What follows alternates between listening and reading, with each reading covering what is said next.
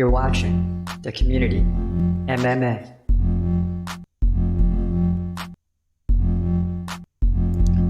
What's up? This your boy Chris Cross checking in. This is the Community MMA podcast. And it's been going down the last few days, right? Khamzat Chimaev, major in the news. Why? Because he's fighting in about 3 weeks. You heard that right. Khamzat Chimaev is fighting in 3 weeks, and we couldn't be more excited about it. You know, this is the channel you want to stay at for the next 3 weeks because we're going to be talking about this leading up to the fight. And you know me, we've already done the prediction months ago. We're on top of it right away. We got a lot of support on the channel, a lot of people that believe Khamzat is going to dominate Paulo Costa and is going to run away with the middleweight title. And there's some naysayers too. There's some haters. There's always going to be that believe Khamzat is going to get ragdolled by Paulo Costa. And you see me smiling because I think it's a joke. There's no chance that Paulo Costa beats Khamzat. Shall I say it again? There's zero chance that Paulo Costa beats Khamzat Chimaev. It's just not going to happen. It's just not going to happen. And Khamzat's talking a big game already. He's issuing warnings. He's doing all that stuff. He's ready to go, man. He is ready to go. He's saying, now it's my time. Smash that guy Costa. Then it doesn't matter if it will be Izzy or Strickland. Maybe there's a rematch, right? Or somebody else. We're coming for them. Khamzat is coming. And I like that he's talking a big game. Talk it. Strickland, coming for him too. Chimaev continued. If you stay there, man, coming for you too. He works hard, deserves it. This is when he gets into, promoting, lifting up Strickland a little bit. The guy is always in the gym. Now he got the belt. He has a good team, good coach. I have been there, training with that guy. They deserve that belt. He has been active, fights with everybody. I don't know why the UFC is waiting. Give that chance to me. They are hiding that belt from me. Didn't I tell you that? They've been hiding the belt from Khamzat. Anyway, like I said, when I smash everybody, they have to give me the belt. They have to give the belt to me. And that's the bottom line. If you're Khamzat, you just keep smashing people. Eventually, they can't hide the belt from you forever. So what do you miss weight against Nate Diaz? Who cares? That's the past. We're looking at the future, baby. And if you don't like Khamzat because of that, that's your problem. Straight up. Khamzat says it's a different weight class. Different power. We eat different. Not hungry anymore. At 77 kilograms, 185 pounds, I eat just rice, or 170 pounds. Rice and fish. Rice and chicken is crazy. Now more training than ever. More food, more energy, different power, different energy. That's good. I fought Gerald Meerschaert in that weight class. I smashed that guy with one punch. That's my real power, you know? The guys don't understand that, but it's waiting for them. Khamzat, I understand. And I have been preaching the same message. The power is going to be different. Khamzat is going to look bigger. It's not going to be like Gilbert Burns where he's squeezing into the weight, right? And he doesn't have the strength in terms of the takedown game or whatever he needs to win, right? You saw what he did to Kevin Holland. Yeah, Paulo Costa is bigger. He's going to present more of a challenge, obviously. But when Khamzat gets off of that 170-pound mark and approaches 180 and especially 185, and he's coming into the fight like 200 pounds, my man is unstoppable. He is unstoppable. He's coming for everything. And don't be surprised when he comes for the light heavyweight belt too. Please believe it. He's coming. He's coming for everything. That's just the bottom line. He's coming to take everything from everybody. And it's not just Khamzat speaking. You got people weighing in on the channel like crazy too. Right? You got people weighing in, talking a big game. Please believe it. D. Micah Reynolds says Costa can be exposed and can also gas out. He is not really the best at one skill set, more of a good combination of all skills, right? And that's not going to work here. A veteran competitor. From training footage in Brazil, he looks to be taking this fight seriously. Round-the-clock training and diet. Doesn't mean Khamzat is not. This is a good clash of titans. Yes, I agree. And guess what? We want the best Paulo Costa. We want to take away all the possibilities of them saying Paulo Costa wasn't ready for this fight. So Khamzat is ready. Paulo Costa is ready. Everybody's ready for this fight. Trust me when I tell you, everybody is ready for this fight. Yeah, and that's what you're feeling like inside. That's what you're feeling like inside. I mean, everybody is ready for this fight.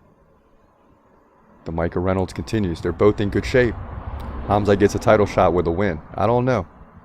Like you said, they're hiding. They're keeping that belt from him. They're going to make him fight 2 or 3 more times. Please, mark my words.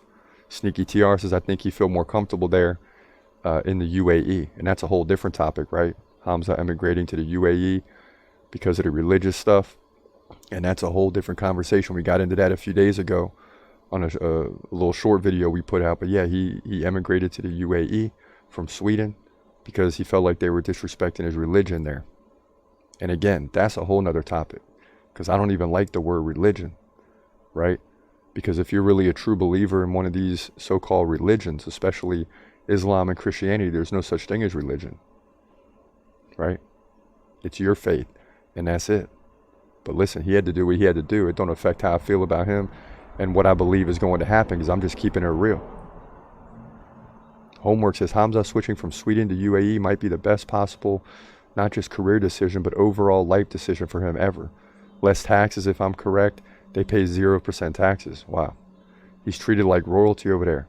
There won't be burning of any holy books over there. Super safe, plus all the sponsors and deals he can get there, plus all the great facilities over there.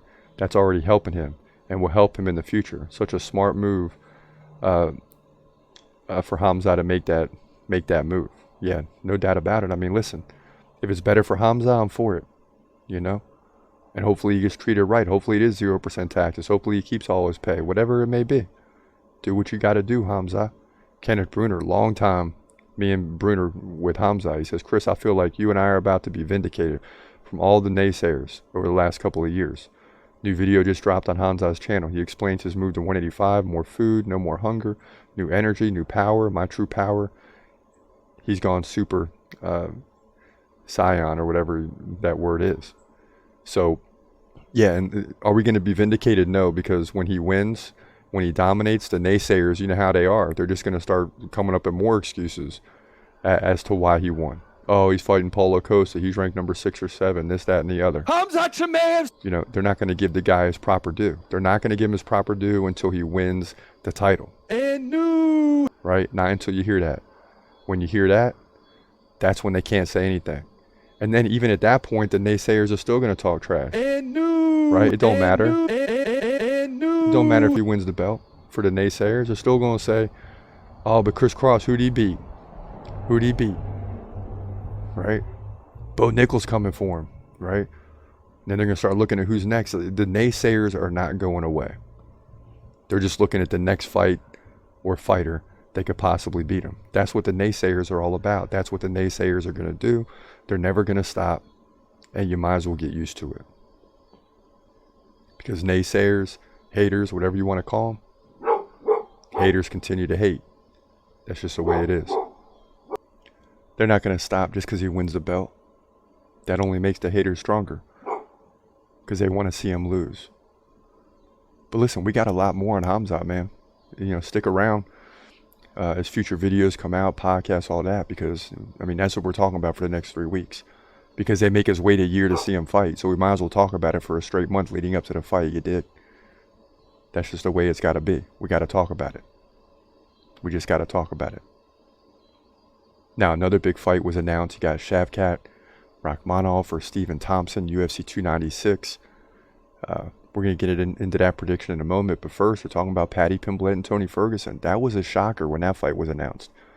But when I heard Dana White talk last night on the post-fight press conference from the Contender Series, he made me a believer in the fight. He really did. Now it makes sense, because you got Tony Ferguson going to throw everything like the kitchen sink at Paddy Pimblett. And Tony Ferguson has only lost to dogs. He's losing. He's on a major losing streak, but he's losing to dogs. He's losing to dogs. So Paddy Pimblett is not going to get an easy fight. But if he wins his fight, that moves Paddy Pimblett up a little bit. And again, just like Khamzat being Costa, there's going to be people to say, well, it was just Tony Ferguson and he's over the hill and he's done this and that. You're going to get that too. But this ends up, to me, actually, is a big fight. It's an awkward fight. Because you got a 40-year-old against a 29-year-old or whatever. I'm not sure the exact ages, but it's something along those lines. And it's kind of like, is this really a good fight for Paddy? But yeah, I think it is. because Tony Ferguson is still Tony Ferguson. He's fighting good early in the fight. He's just getting tired late, and he doesn't have the capability of finishing people like he used to. So Paddy Pimblett is going to be a great fight to really see where is Paddy Pimblett on that next level. Is he on, not on the next level, but on the cusp of getting to the next level?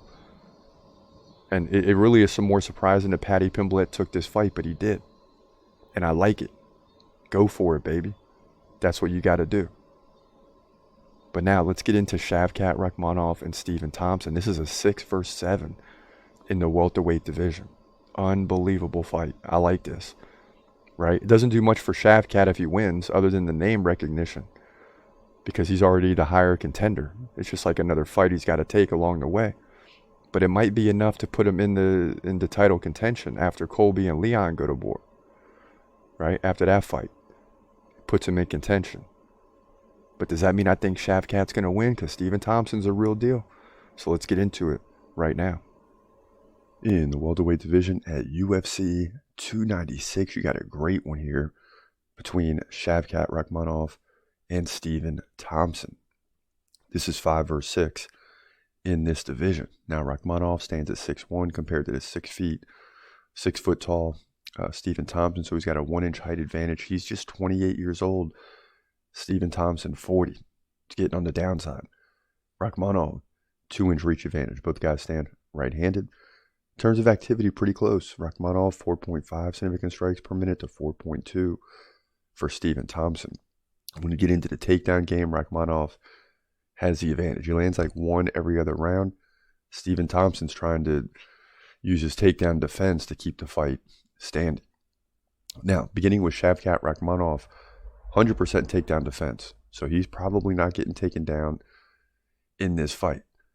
He hasn't lost yet in the UFC. He's 5-0, beating Jeff Neal by submission. He also beat Neil Magny by submission and Carlson Harris by KO. These are over the last 3 fights, so he's looking pretty solid. Now, Stephen Thompson, a.k.a. Wonder Boy, 64% takedown defense. That's not going to be good enough in this fight. Make no mistake about it. He did beat Kevin Holland in his last fight by 4th round KO. Before that, he lost to Bilal Muhammad by decision and Gilbert Burns by decision. Still a really good fighter. He also beat Jeff Neal by decision. Still a really good fighter, and you can see why this fight is perfect for Shavkat. Is he on the level up there with Bilal Muhammad and Gilbert Burns? I certainly think so. But those are the only guys that Stephen Thompson is losing to. He's beating who he's supposed to beat. He's beating the Kevin Holland. He's beating the Jeff Neals. He's beating Vicente Luque 2019. Right? He's beaten some top-tier opponents. He just loses to the top competitors in the division, potentially. And Gilbert Burns isn't big in that division, but he can step up and fight if need be. What I'm trying to tell you is this is a good test for Shavkat Rakhmonov, but it's just that. It's just a test. It's one that he's got to pass. He's got to pass this test. He's going to do so. He's going to defend the takedowns. If there's any attempt by Stephen Thompson, which I think there will be because Shavkat will be lighting him up pretty good. Shavkat will land takedowns at will if he decides to go for them, and that will be interesting. Will he play this the safe game and try to land some takedowns and get some submission attempts and ground and pound and all that, or will he just stand up and strike with Stephen Thompson, which may not be the best idea in the world? But regardless of how he takes his fight, I think he's going to win it, and win it not with ease, but with not many problems. He'll win this fight pretty easily. Just not with ease, but he will win this fight easily. Like I'm talking 30-27, unanimous decision. Maybe he gets a 2nd or 3rd round submission or TKO victory, something like that. But look for Shavkat to come in and pour it on, both in significant strikes, takedowns, and control time, and dominate all facets of this fight, because he's in his 20s and Stephen Thompson is 40. He's on the downside, but still a pretty good fighter. So look out for that. In my opinion, Shavkat Rakhmonov wins this fight here to move to 18-0. Ridiculous. Moving up on our due list for sure. Welterweight division, UFC 296. Yeah, I mean, Shavkat's a big-time fighter, and so is Stephen Thompson, but I still believe Shavkat will win this fight in dominating fashion. It's just not going to be a first-round stoppage, right?